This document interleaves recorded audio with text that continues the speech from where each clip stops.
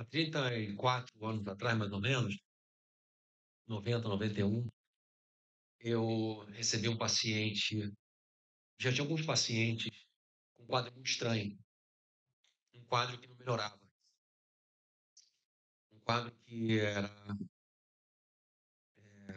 que você 90 para começar esse quadro, né? Em 90, o Collor, vamos lembrar daquele doce Collor,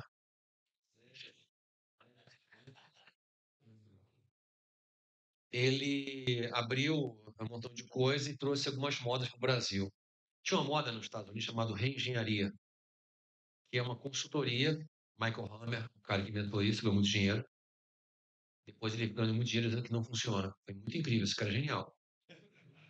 Ganhou dinheiro duas vezes. E aí a reengenharia era uma proposta de mandar embora muita gente da média gerência para acelerar os processos internos. Não tinha TI, não tinha tecnologia, tudo era no papel. Quanto mais camadas, mais lento era o processo, né? O aquela coisa bem canina. E o Hammer bolou esse conceito de reduzir gerência média, mandar gente embora, então 30% da liderança das empresas foi demitida, que fizeram reengenharia. Se reduzir custo imediato, melhora o balanço, você reduz custo, melhora o balanço. As pessoas que ficaram com medo de perder o emprego, então aceitaram trabalhar o dobro, o mesmo salário. E o medo entrou nas empresas. Até então, a empresa pública e privada era muito parecida, era muito equivalente, o resultado, a produtividade. Mas nessa época, então, houve essa quebra de confiança da pessoa com a empresa com a pessoa. A pessoa passando a ser custo. Isso mudou completamente a visão das empresas, de 90. E o pessoal que ficou em silêncio, ficou com medo. O medo é o principal indutor de comportamento humano. O medo faz você fazer coisas cada vez mais vis, progressivamente vis.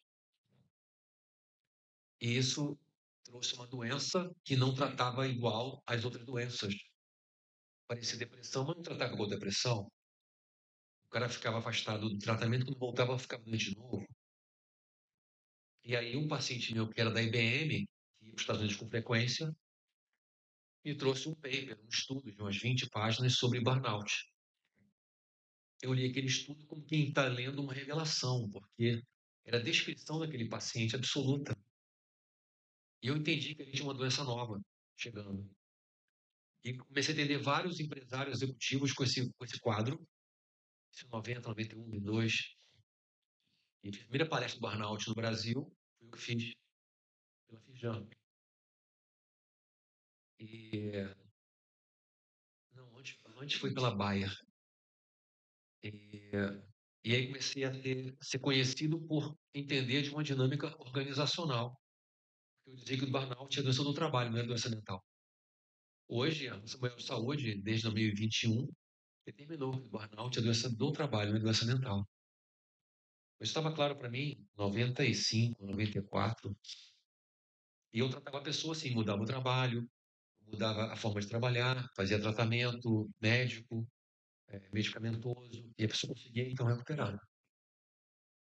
Eu me converti em.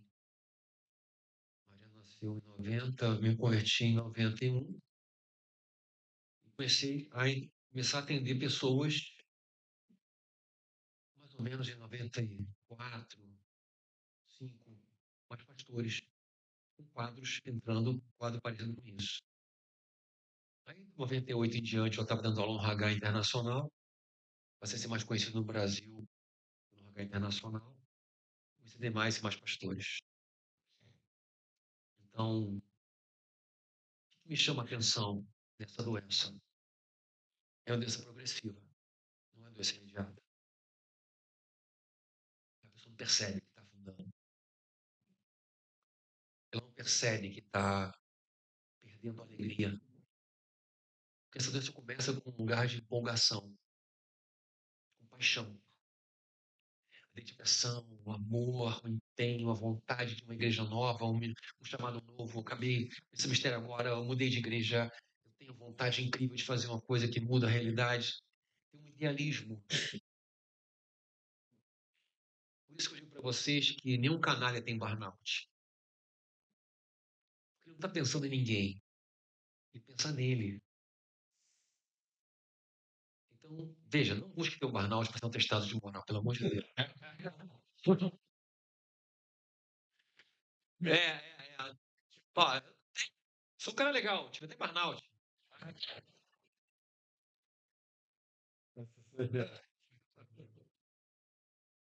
Mas o cara começa com essa paixão, então essa paz de lua de mel, ele vai dedicando, a igreja reconhece e acha que ele é uma bênção. O cara trabalha 12, 14 horas por dia, semana, animado, energizado, e dá tudo certo. Tudo dá certo. Mas ele começa a achar que ele ganha menos do que merecia, tem menos tempo que merecia, que tem menos respeito que merecia. Ele começa a achar que tinha que ter um. Sabe o momento Tim Maia? Cadê o retorno? Cadê o retorno? E aí o cara começa a entrar num lugar um pouco mais amargo, mais amargo, mais amargo. Porque ele faz muito e tem menos retorno. Aí que tem um ponto, né? Retorno de quem? Você espera. Você estava dando tudo para impressionar quem? A igreja ou o Senhor? Eles pediram para fazer aquilo tudo de trabalho?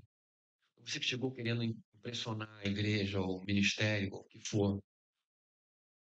Quem te chamou para fazer isso e largar a tua família, a tua saúde, a sua casa, a sua alimentação, o seu sono, o seu sexo para fazer isso? Quem te chamou para fazer isso? Foi o Senhor mesmo? Então, na segunda fase da amargura, eu entendo, porque a amargura é a expectativa frustrada das pessoas. Raio de amargura, eu espero a coisa de você, se me dá isso menos aqui. Por que eu espero de você? Porque eu dei para você isso aqui. Você me deu isso aqui. Só que eu te dei meu 100%. Você me deu o seu 100%. Só que o seu 100% não é igual ao que eu espero. Eu espero o 100% igual ao que eu dei para você. Aí, amigo, aí os casamentos se rompem, ministérios se corrompem. E vem a terceira fase. A terceira fase é uma fase em que o cara começa a ficar mais duro. A boca fica mais dura. Dá uma explodida para cá, para lá, e já não dorme direito, já está pensando em fazer um outro trabalho para, quem sabe, dar aula no Mackenzie. O sonho do cara é dar aula no Mackenzie. Não é por causa do Mackenzie, é porque é um biquinho, entendeu? É um biquinho. Assim. Não é chamado vocacional, ser mestre. Não, não, não, é biquinho. Exagerei, exagerei, gente. Aí, meu Deus, ajuda. E aí, no quarto estágio, ele está seco. Não tem mais um beijo na esposa, não tem mais um tempo bom com os filhos, não tem mais um púlpito que se alegra. A chegada no fim de semana que vai ter ajudado na igreja dá um negócio na cabeça dele. Eu atendi um pastor que ele tinha vômitos enquanto estava pregando. Chegou, cara. Alguns desmaiavam, síndrome de fobia, coração disparado, vai morrer. Bom, os sintomas são muito variados. E aí não tem mais nada ali dentro. Eu quero falar com você sobre isso.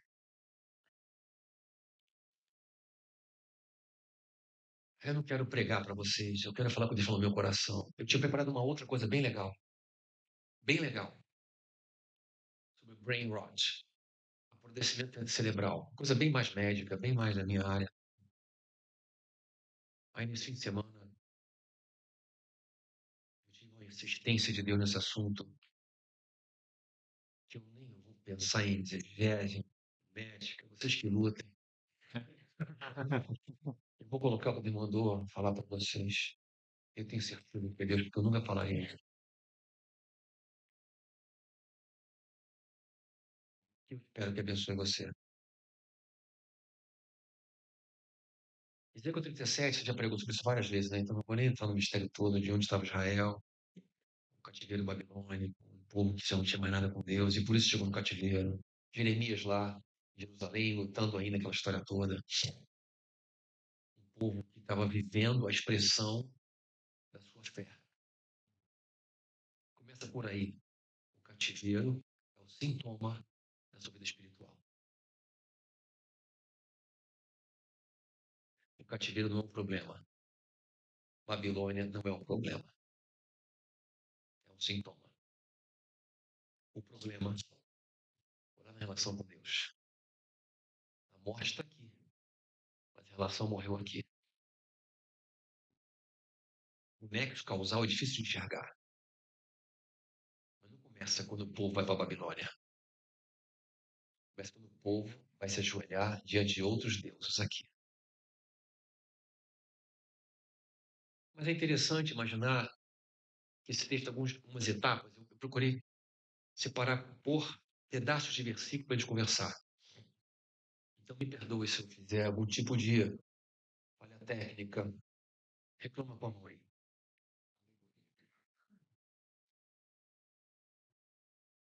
E se você reclamar com Deus, ele vai castigar você.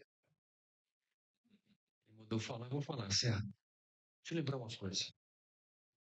Cada um de nós é missionário, sim. É pastor, sim. Mas é profeta também. Não tenha medo de ser um profeta.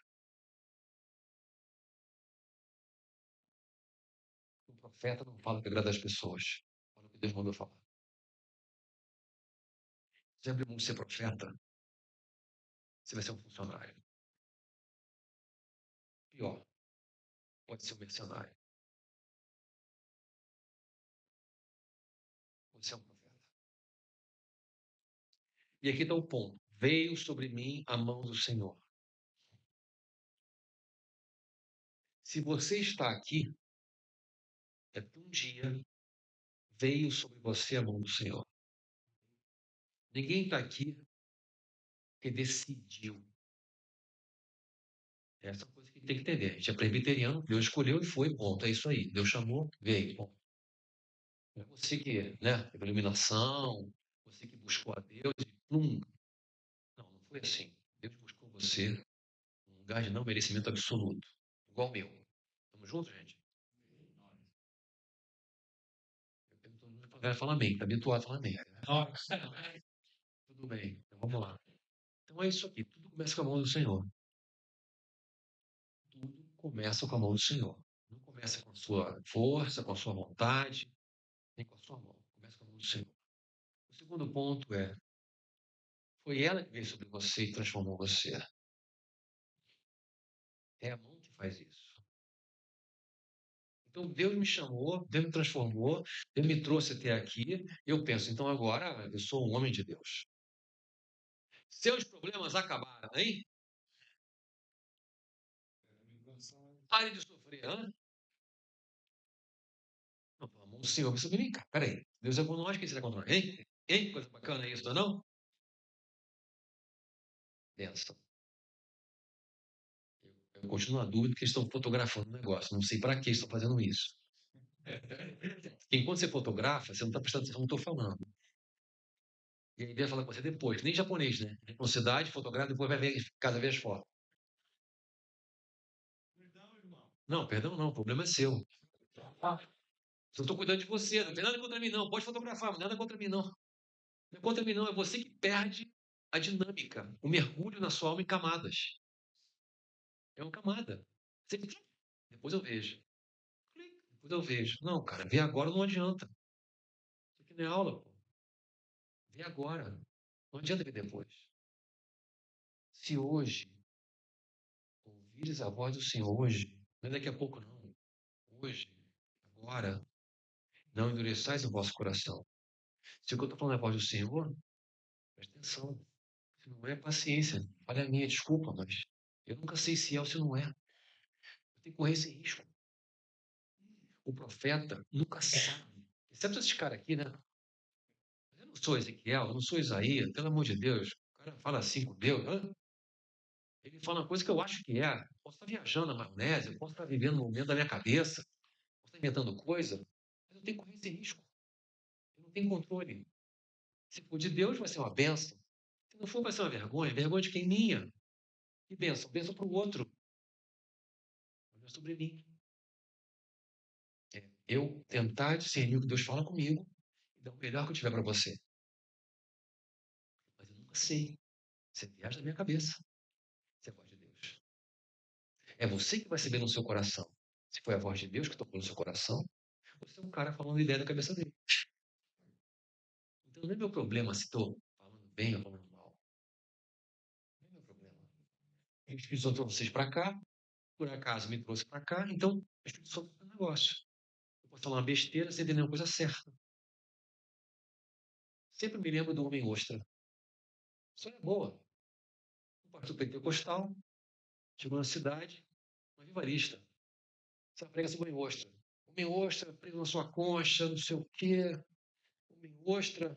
Vem para fora, homem ostra. Tem um monte de gente na frente se convertendo, chorando, se arrebentando. Aí o pastor presbiteriano foi lá assistir o homem ostra. O que esse cara fala? É pregação do homem ostra. Ele pegou a Bíblia, abriu. O homem ostra está aqui na Bíblia. Acabou de perguntar. Pastor, nunca vi na Bíblia o homem ostra. Tá aqui. Aqui, ó. O homem austero. Você não pode usar uma mula? Pode usar um psiquiatra, ué. Ué, não pode? É isso. Aí, ele me levou no Espírito do Senhor. Olha que coisa bacana. Hã?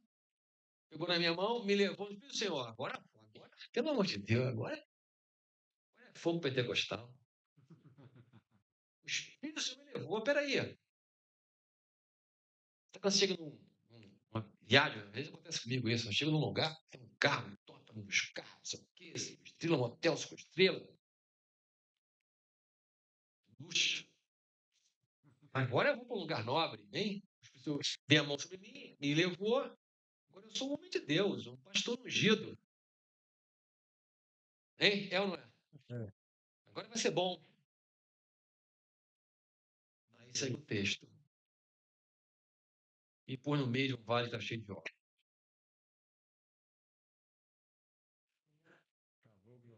Hã? Cadê a Nutella? Então aqui tem 3 personagens. O primeiro personagem é um profeta que foi chamado pelo Senhor para uma missão singular. O Senhor botou a mão sobre ele mesmo, levou ele mesmo. Mas o Senhor botou esse profeta num lugar único. Jeremias não estava aqui. Contemporâneo de Ezequiel. Homem de Deus também. Outra missão. Outro chamado. Aqui tem também um lugar onde a vida não existe há muito tempo. Osso seco significa há muitos anos não tem vida aqui. Ou seja, nós somos chamados para lugares secos, de gente morta. No mundo morto,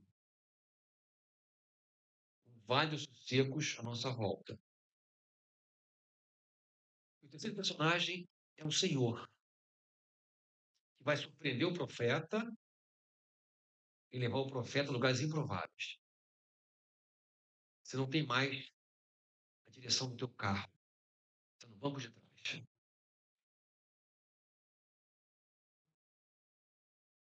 Você nunca iria para um vale de ossos secos, se pudesse escolher.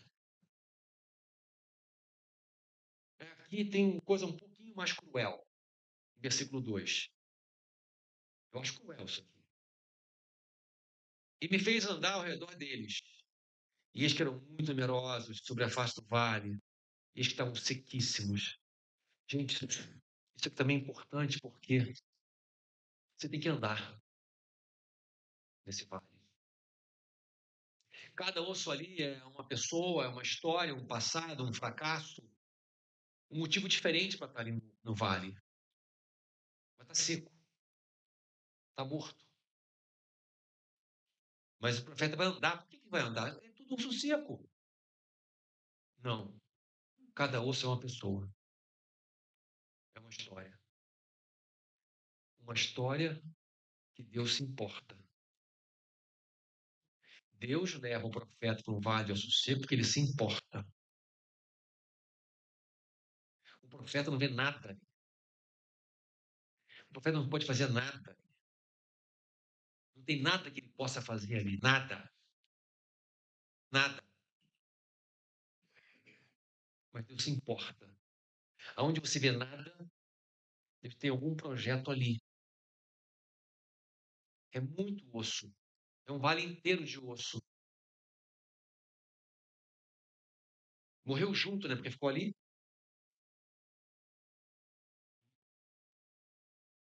E outro ponto fundamental é diagnóstico. Deus leva o profeta a fazer um diagnóstico. O osso está seco. Isso aqui também está seco. Também está seco. Não tem nenhuma vida aqui não. Tem muito tempo que isso aqui já morreu. Diagnóstico é fundamental.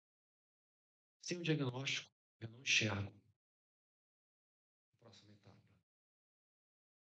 Vou fazer uma coisa aqui que eu não tinha feito, que eu preciso fazer. Só um detalhe. Ah, um detalhe técnico só.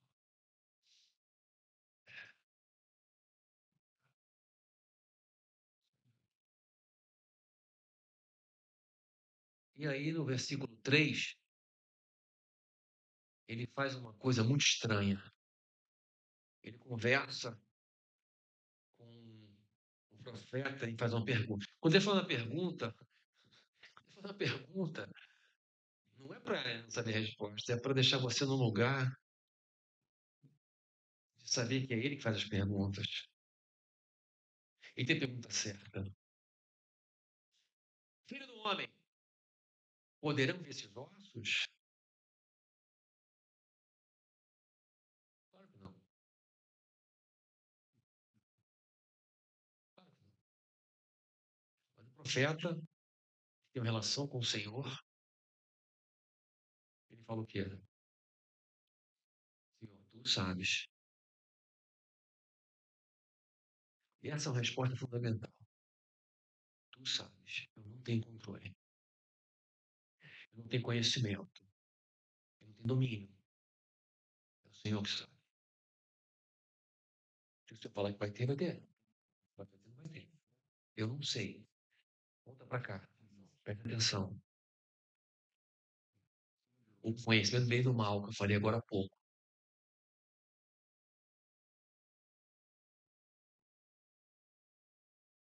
O antídoto é isso aqui. Tu sabes, Senhor, eu não sei. A lógica, o óbvio, o conhecimento, o pensamento acadêmico não te dá resposta das coisas de Deus. Você precisa de relação com Deus, não conhecimento de Deus. O conhecimento é interessante, claro que é importante, claro que é. Mas nunca vai substituir a relação, nunca. Pelo contrário, o seu conhecimento pode fazer tão seguro de você mesmo que você usar uma linguagem médica ou biológica, não, isso aqui é impossível ter vida. Ele não falou errado. Na dimensão humana, falou a coisa certa. Então me disse o Senhor, eu gosto dessa profetiza sobre esses ossos. Disse-lhes, olha, o Senhor fala para ele, profetiza sobre esses ossos e diz o que vai profetizar. Não é você profetiza o que você quiser. É o que eu te mandar profetizar. Ossos secos, ouvi a palavra do Senhor. Cara, que o osso ouve, gente. Pelo amor de Deus. Não tem ouvido, né? É isso, gente. Agora, é a palavra do Senhor. Não tem ontem, nem hoje, nem amanhã. É a palavra do Senhor, que não tem limite. A minha cabeça não tem essa frase, ouvi a palavra do Senhor. Na sua cabeça, a igreja, o ministério, tem gente de osso seco, tem situação seca. Não importa. Se o Senhor falou, você repete. Resultado, sucesso, não é problema seu. O teu problema é obedecer a voz do Senhor. Ouvir e obedecer. O resultado, não importa. Por acaso aqui, ele segue assim dizendo: e assim diz o Senhor, Deus esses ossos, eis que vou fazer entrar em vós fôlego de vida e vivereis. Gente, fôlego de vida, para quem vai se lembrar aqui, é o próprio Deus, né? É ele que sopra o seu fôlego sobre Adão. Não há fôlego de vida próprio. A única vida que existe é Deus. Toda vida deriva e volta para Deus. Não tem outra vida fora de Deus. Ele é a vida. Quando ele fala, vou fazer entrar em vós o fôlego de vida, significa, eu vou entrar em você. Não é uma coisa autônoma, independente. Eu vou entrar em você. E é interessante porque Deus fala para o profeta, ordene ao Espírito. Qual Espírito? Qual Espírito dele? Ordena o Espírito que entre. Mas que Espírito que está ordenando? O Espírito de Deus. Como é que Deus fala para o profeta ordenar o Espírito dele? Sabe, tem uma coisa estranha aí para o profeta que é, Deus está dizendo para eu mandar ele fazer alguma coisa? Pode ser. Porque Deus está colocando o profeta junto com ele, num lugar de cocriação.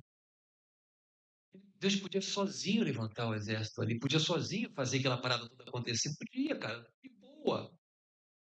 Mas ele chama o profeta para um lugar de relacionamento. Ó, fala para você, ordenar o osso para que ordene meu espírito para entrar no osso. E é isso. Você vai experimentar um lugar com Deus que só experimenta quem está ali com Ele. Ser usado por Deus é a coisa mais maravilhosa, significativa que pode acontecer na nossa vida.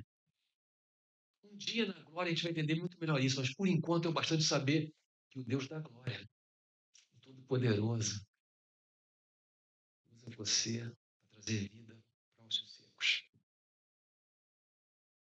Eu gosto dessa imagem da Capela Sistina, que é a imagem de Deus quase tocando Adão, né? Ele não toca.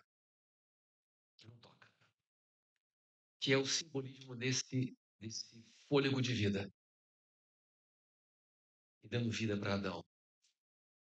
E Ezequiel 6 segue assim: e porém nervos sobre vós. Olha, porém nervos, tem uma lógica. Porém nervos sobre vós. E farei crescer carne sobre vós. E sobre vós terei pele. É uma coisa meio biológica, né? Qual a necessidade disso? Para mim, nenhuma. Podia fazer plum e já, de uma vez só, o trem todo mudar. Não é, não é? Então sabereis que eu sou o Senhor. Então existe um processo de primeiro colocar nervo. Vamos imaginar aqui que nervo está ligado à sensibilidade, conexão, empatia. Segundo, colocar carne ou músculo. Carne é músculo, né? O músculo da mobilidade. Sem o nervo, o músculo não se move. É interessante, porque nessa época ninguém sabia nervo e músculo, como é que funciona o negócio. Sem o nervo, o músculo se move. Sem o nervo, o músculo é uma carne parada. Então tem que ter sensibilidade e depois tem que ter movimento. E a terceira coisa é pele. A pele é ligada à identidade. Eu diferencio você pela pele. Se eu tirar a pele de todo mundo aqui, todo mundo igual. Completamente igual.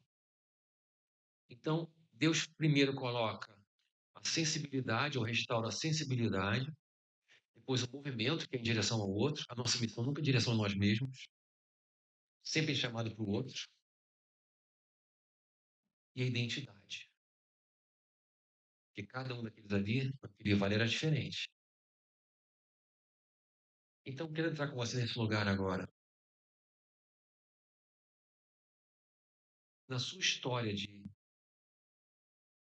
vida, tem a mão do Senhor sobre você, te leva a lugares e você vê ossos secos. Mas alguma coisa acontece no meio do caminho que, ao invés de você ordenar o que o Senhor ordenou fazer para que os ossos secos virem vida, você se transforma em ossos secos.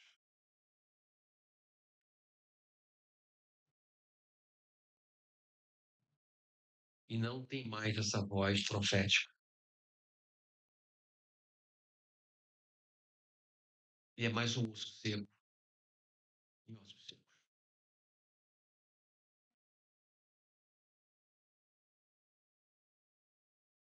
Deixa eu falar uma coisa para vocês que é opinião. Ele mandou falar isso lá.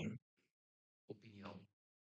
Quando o pastor está vivendo uma relação apaixonada com Deus, ele não faz força para a igreja crescer.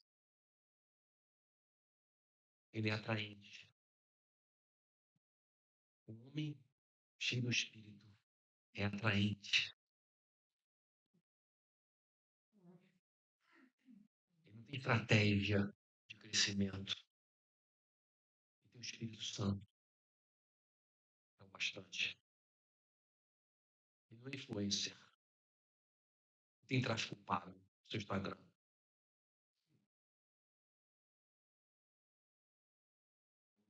Então, se você está vivendo um momento de ossos secos, a primeira coisa é a sensibilidade e empatia. E aqui eu queria recomendar você orar por isso. Senhor, restaura a minha sensibilidade e a minha empatia. A começar no meu casamento, nos meus filhos. Me ensina a ser doce na minha casa. Essa é a minha oração diária. Não que eu tenha burnout, não. É que eu tenho um perfil psicológico de um rinoceronte. Doce como um rinoceronte. Deus me talhou para coisas duras. Então, eu tenho uma casca. Eu faço coisas muito duras. O efeito colateral disso é que a minha doçura é intencional, nunca é natural. Eu não tenho natureza empática, meiga. Minha esposa tem. Chega na fila de um banco, em meia hora, chorando, citando Jesus, abrindo o coração para ela. Tem paciente meu falar coisa para ele, nunca falou para mim em 10 anos, está comigo. Tratamento. Ele tem esse dom, ele não tem esse dom. Ok, cada um permaneça. É isso aí. Mas eu queria ser um cara mais doce, mais suave. Estou me preparando para ser avô. Não tem ninguém grávido ainda. É uma vergonha. Assim. 2 filhos casados, ofereci bolsa neto, nada. Nada. Um dia eu falei assim, cara, você é pena fraca, hein? Pena fraca. 4 anos de casado, nada de filho, pô. Que isso? Reprodução. No versículo 9, então, pulei um pouquinho. Então ele me disse, profetiza o fôlego ao fôlego da vida, ou seja, profetiza o espírito, profetiza ao filho do homem.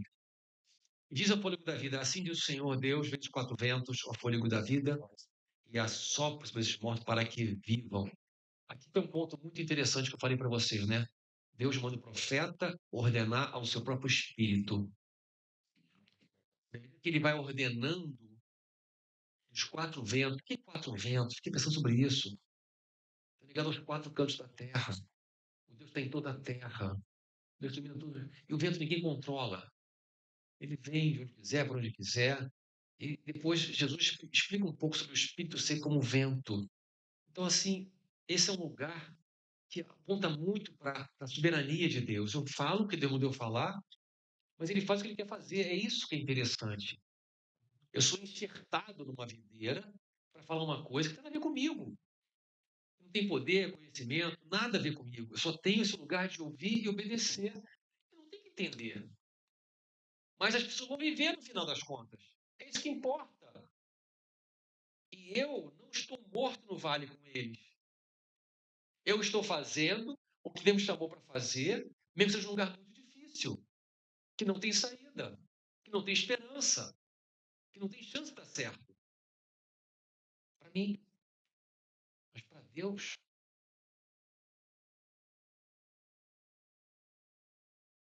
você foi chamado para mudar a realidade. Não para melhorar situações. resolver problemas. Você é um profeta. Foi chamado a mudar a cidade, a forma de pensar, de viver. As igrejas são muito fofas, no sentido de não ter uma voz que fala, isso é de Deus. A gente fica em regra, fica em momentos farisaicos. Mas o que Deus fala para nossa geração hoje é mais profundo que isso. É mais profundo que isso. Toda uma geração se corrompendo a partir de um algoritmo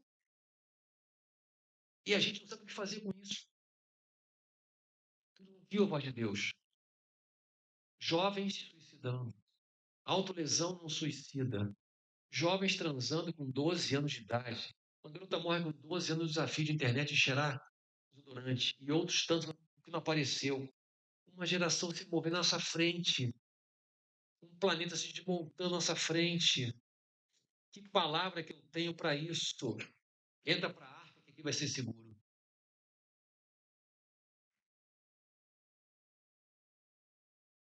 Não é isso. Não é isso. Eu preciso demais ouvir a voz de Deus na minha geração. O que está acontecendo na minha geração? Se eu morrer hoje, que falta que eu faço? Que falta que eu faço? Sabe, usa esse constrangimento para você falar, cara, eu estou fazendo o que Deus chamou para fazer. É isso mesmo? Eu estou profetizando o que Ele mandou profetizar? A minha pregação, a minha vida, o meu trabalho, o meu ministério, ele está atendendo. A mão do Senhor veio sobre mim, Ele me levou para os secos, Ele me mandou profetizar. Eu estou fazendo esse caminho. Eu preciso ter essa pergunta profunda na minha alma para discernir a causa raiz. Presta atenção no que eu vou te falar. Ou você é o profeta, ou você é o sossego.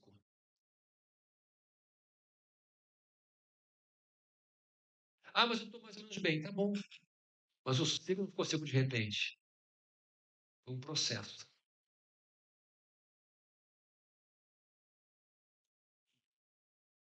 Não foi de repente por você. Mas o profeta é quem anda entre ossos secos. Quem tem a palavra de Deus. Quem tem um chamado, um compromisso, uma missão. Não é uma agenda, uma tarefa. Não é que eu não possa ter agenda e tarefa, gente. Pelo amor de Deus. Mas isso não pode ser em primeiro lugar.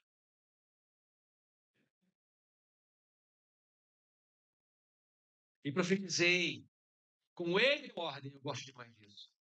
Profetizei, não precisa falar, né? Mas ele fala. Profetizei com ele me deu ordem. Então, o Espírito entrou neles e viveram e se puseram de pé. Grande, exército grande em extremo. Um exército. Vamos lembrar que o povo está na Babilônia. Tudo que eles queriam era um exército. Estou dizendo que em algum momento vai acabar a Babilônia, vai acabar o desterro, vai voltar para sua terra. Mas para voltar, tem que ser gente. Ou o sossego não volta. Ou o sossego não volta. O profeta recebe a ordem de Deus e obedece a ordem de Deus. Agora, Deus completa dizendo um pouco do propósito disso tudo. Que é o último versículo que a gente vai ler aqui, o 14. E porém, vós, meu espírito, vivereis. Só tem vida quando o Espírito do Senhor está em nós. Em essência, não é o vale, a missão, o trabalho, é o Senhor. E ele fala, e vos porei na vossa terra. Vamos lembrar que terra aqui para a gente não é só Israel. É o propósito de Deus em Israel. O propósito de Israel é separar um povo. E daquele povo, coração duro, cerviz dura, complicado, pecador, idólatra, fazer daquele povo uma mensagem para todos os povos. Em Abraão, todas as famílias são abençoadas. Esse lugar que o Senhor chamou para Israel, a terra, não é a terra em si, é a promessa. Para a gente, a promessa é a eternidade. Eu gosto de imaginar essa cena. Eu já quase morri algumas vezes, já falei para alguns de vocês isso, né? Tiro foram 4 vezes. Tomei 4 tiros. 2 vezes balas falharam, 2 vezes meu carro era blindado. Deus mandou comprar um carro blindado. Eu acreditei que era Deus, não maluquice. Claro, minha esposa concordou. Falei, Deus, se for tu, tá confirmando com ela mesmo, porque eu acho muito estranho isso. 4 meses depois eu fui assaltado, tentativa de assalto, eu tomei 2 tiros no meu carro. Depois que eu fui assaltado, eu vendi o carro blindado, não comprei mais carro blindado. Deus falou, comprei, agora vendi. Se falar de novo, comprei de novo. A minha segurança não é o carro blindado, é o Senhor. Ué, eu comprei porque ele mandou comprar. E sabereis que eu, o Senhor, o falei e o cumpria. Isso que fecha o versículo 14. Eu, o Senhor, eu falei e eu cumpri. E aqui o cumpri está no passado, mas não tinha vários séculos restaurado. Deus se alegra em transformar vidas mortas em gente de verdade. Em Isaías está escrito assim: e ele verá o fruto do seu penoso trabalho e se alegrará. O fruto do nosso trabalho é a cruz e a nossa salvação. Nós somos o nosso ser. E é interessante porque eu sou missionário, eu sou profeta e eu sou o seu ser ao mesmo tempo. Em mim também habitam os céus. A dose do que vai aparecer mais ou menos depende do quanto eu estou conectado com o meu Senhor. Quanto mais conectado, mais missionário, mais profeta, menos associamos. A lucidez é um espectro. A lucidez não é um ponto. Eu tenho alta missão aqui e ossos secos aqui. Eu tenho um indicador que se move dentro de mim. Esse movimento de mais lucidez, de mais foco, de mais clareza, de mais presença de Deus na minha vida, ao ponto de um extremo burnout de ossos secos, é um movimento que acontece dia após dia. E pode ir para cá ou para cá, de acordo com a escolha do seu dia. Por isso, se hoje você ouvir a voz do Senhor, não endureça o seu coração, porque hoje é o dia do Senhor. Hoje Ele chamou você para mover para cá. Sair daqui, caminhar para cá. E Ele mandou eu orar com vocês. A coisa mais importante que Ele mandou fazer hoje foi orar com vocês. E eu não sei como é que vai ser essa oração, mas a gente recomenda fortemente se ajoelhar para a gente orar.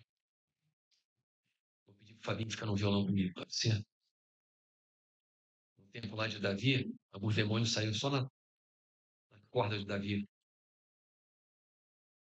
Só num solo baixinho. Escolhe se você quiser.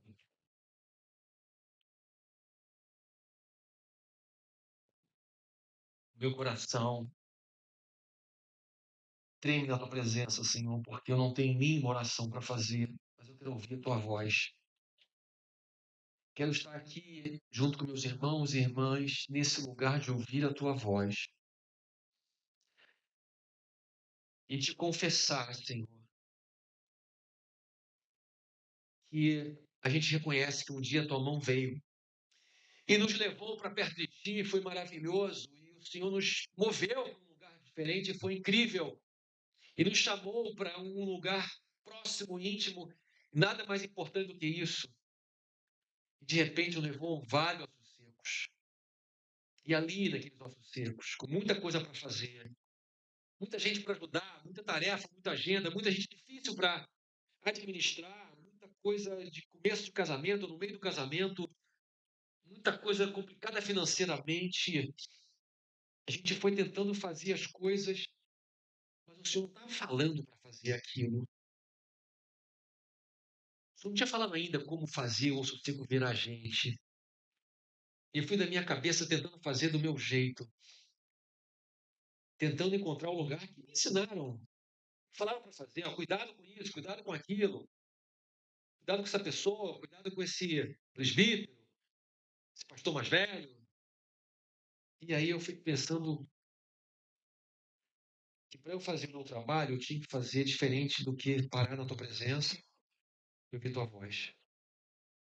E aí, Deus, eu fui ficando igual aos ossos secos, tentando me esforçar o máximo que eu podia esforçar, mas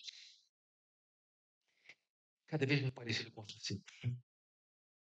A alegria, a devocional, a paixão, a alegria com minha esposa, a relação ficando previsível, meio burocrática, meio igual sempre. Até a vida sexual vai ficando muito parecida. Então, Senhor, eu quero me colocar aqui nesse lugar de trazer diante do teu altar a minha confissão e pedidos de perdão. Eu não te ouvi. E agora a minha voz profética está abafada. Me identifico mais com o sossego do que com o profeta. Mas não deixa isso acontecer, Senhor. Vem sobre mim a tua mão. Vem teu Espírito dos quatro ventos sobre a minha vida primeiro, Senhor. Restaura em mim a alegria da salvação. Restaura em mim o chamado profético. Restaura a minha autoridade espiritual para repreender demônios, para entregar a palavra que tu mandou no meu coração para entregar, para orar especificamente uma coisa que eu entendo que você está mandando orar pela pessoa e não ter medo de estar errado, ou surpreender, ou ser julgado como pentecostal, o que for, porque eu sou do Senhor. Eu não sou presbiteriano ou pentecostal, eu sou do Senhor. É o Senhor que me chamou, não foi uma igreja que me chamou. Para servir nessa igreja, eu vou tomar cuidado, eu vou ser gentil, mas peraí, eu sou do Senhor. Tem coisas que eu não vou agradar. Eu quero, Senhor, agora obedecer a tua palavra e ordenar o teu espírito, segundo a tua palavra, que venha dos quatro cantos. Ó Espírito Santo de Deus, fôlego de vida, venha dos quatro cantos agora e traz nervos, restaurando a sensibilidade, a empatia, a emoção, a capacidade de brincar, de rir, de chorar. Traz nervos sobre teu filho e tua filha. Restaura a sensibilidade perdida, cauterizada. Traz carne, músculo, um movimento de ir em direção ao outro, um carinho novo, um abraço novo, uma palavra nova, uma ação nova, um movimento novo na igreja, músculos, Senhor, dirigido pelos nervos, tocados pelo Espírito, e restaura a alegria da salvação, a minha identidade na salvação. A minha identidade se une à tua identidade, co-herdeiro com Cristo nas regiões celestiais. Meu Deus, eu e Cristo somos um. Como pode isso? Meu Deus. Aquele que me ama, eu e meu Pai, iremos a Ele, faremos nele morada. Meu Deus, teu Espírito em mim, Senhor. Que é isso? que eu posso ou não posso fazer com o teu Espírito em mim. Tudo eu posso, Senhor, no Senhor que me fortalece. Coisas boas e coisas ruins. Eu posso, no Senhor que me fortalece. Espírito Santo de Deus, vem fortalecer, vem curar, vem restaurar. Traz nervo, carne e pele. E sopra o Espírito de vida, trazendo, Senhor Deus, a renovação do ministério, dos sonhos, a renovação daquilo que o Senhor preparou para eles, que o Senhor tem separado de maneira particular. Que ninguém volte para casa igual chegou aqui. Que haja uma transformação de vida. Que o teu poder se manifeste, Pai. Para a glória do seu santo nome, Senhor. É a minha oração, segundo a tua oração, em nome de Jesus. Amém. Se abraçasse alguém do teu lado aí, o Senhor é contigo, não tema.